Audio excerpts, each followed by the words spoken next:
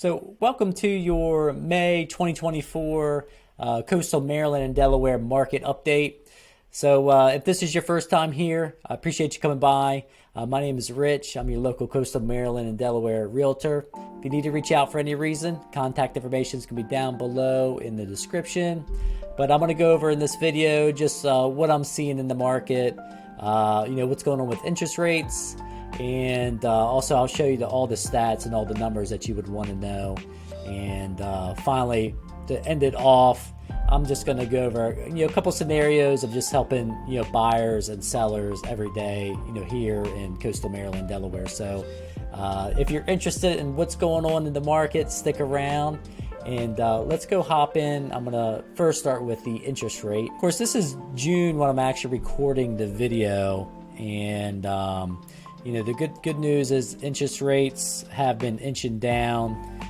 You can see right now, today's June 21st. It's a 30-year fix is sitting at 6.87%. Of course, we know those change every day.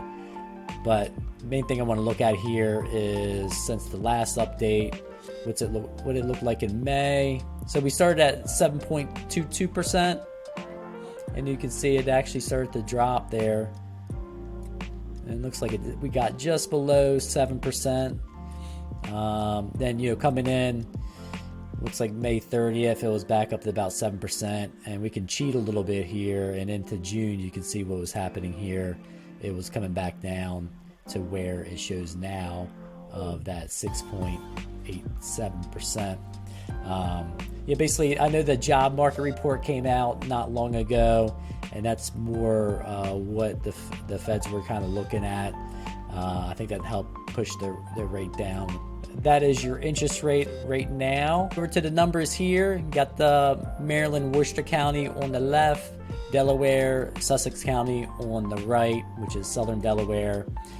Kind of focus on those areas there. So Maryland, days on the market we're looking at for May was 45 days average, and you can kind of see from previous months. Actually, January was pretty quick on those average numbers, but it usually goes up. So down to 45. So months of inventory, we're looking at about 3.5 months of accumulation, which is still low. You can see up here we had 6, which is pretty high. It's the highest I've seen in a while, and back in February. But listings were building up, and of course a lot of sales were happening. And now we're down to that 3.4. Medium sales price over here is $410,000 with 209 units sold, and you can see the previous months what happened there. But let's hop over to Delaware. Days on the market, 48 for May. And the months of inventory got 4.3 accumulation. A little higher than Maryland, but bigger county, a lot of new construction going on over there too. So medium sales price of $469,900, and 525 units have sold in May over there on that side. So that is the exact numbers from the MLS and what's going on. So let me hop over here in the MLS. I just wanted to go over a little bit of like what I'm seeing helping buyers and sellers. One thing I like in here, I've got a listing coming up in North Ocean City. I've got a few listings in there, but the 140th Street. But what I like about this, I like going down here and looking at this home demand index, kind of showing you the buyer demand. So what I've noticed, particularly in Ocean City, probably like right when April, it seemed like things were peaking, which everybody in most markets, like April is kind of like everything's in full swing, and it usually goes strong through May into June, and sometimes it usually kind of starts slowing down a little bit into June, July, because people get busy during the summer. In like Ocean City, a lot of the units get busy if you're doing rentals, and they get hard to show. So a lot of sellers, they may end up taking their unit off the market if they're really renting it full swing, just because it's hard to get into. and maybe come back on in the fall if it hasn't sold. But you can see on this chart here, I'd like to share this. You can see back here in 2023 versus coming in here to 2024. Just look at that inflection point here, and how much of more of a action that's been going on here versus last year. Of course, it's at steady right now, but you can see here where it kind of peaked in April, and it kind of peaked earlier, I think, this year than versus, let's say, last year. Of course, less sales were going on, I believe, and it was a little slower decline, but this one was a bit more this year for whatever reason. But you can see how much more activity was going on too. So I like to be, if you're looking to sell, January is always a good time. It's a little quieter, but it's nice to get right in front of that rising tide there, and get in there beforehand. But you'll see, just like what it shows last year here, sales happen every month, every day, really. Sometimes there might just be less of it, but coming into probably late July into August, mid-August is when it starts to kick back up, like you see here, and it rolls right into September and fall. There's a short window where it's kind of our second selling season, is what they call that. Listings sell pretty quick, and I've had a few that were kind of lingering around. One in particular, I think I mentioned this in my last video. The particular building had a large special assessment coming up. It's a high rise. Then all of a sudden, where there was 2 listings in that building, all of a sudden there's 8 or 9.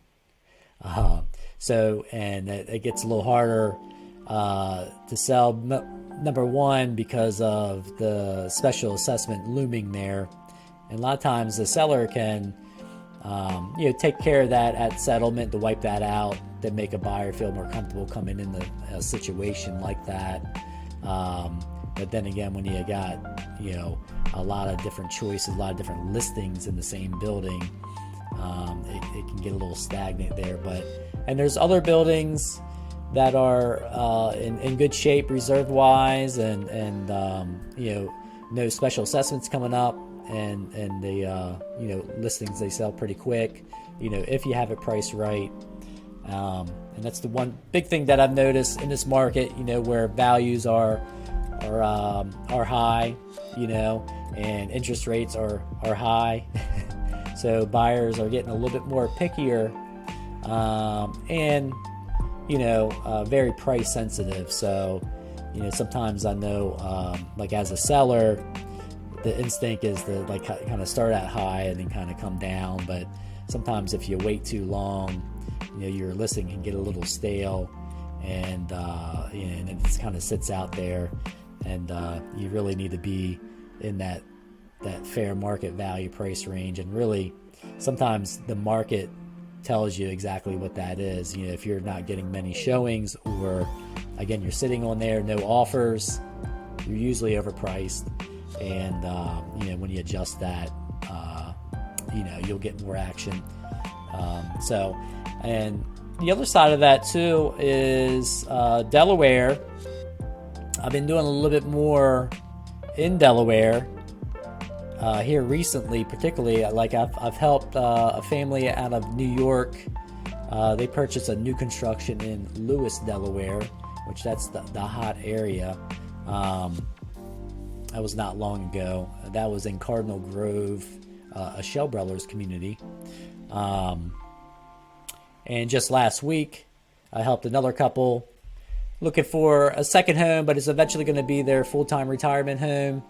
But it was they were initially looking at new construction, but ended up going with an existing home, with all the upgrades, had nice features, and they can start enjoying it, within 30 days.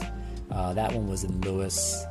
And one before that too, I helped another couple, same scenario, started looking at new construction, but ended up buying an existing home in Lewes, over in the Coastal Club community, which is amenity rich, nice. Again, they're gonna enjoy that vacation home, second home, and eventually probably move there full time. So yeah, so that's kind of what I'm seeing. So things are still moving along pretty well. Like I said, some areas and maybe buildings like in Ocean City, it's getting a little bit more complicated because of possible special assessments and a lot of different variables in that. I think that's slowed down a little bit, but things are still moving along and selling in that area. Like I said, as long as it's priced right, because I've got buyers looking in Ocean City, and of course going up through Delaware, many different areas, but lately it's been Lewes, which is a nice spot. So reach out if you have any questions. Like I said, contact information is going to be down below in the description, and never too busy to answer any questions. And of course, if you're starting to look somewhere in the Coastal Maryland or Delaware area, I'd love to help you out. And if this has helped you out, make sure you click that like button and subscribe so you don't miss any of the content that I come out with every week. And until next time, I'll see you soon.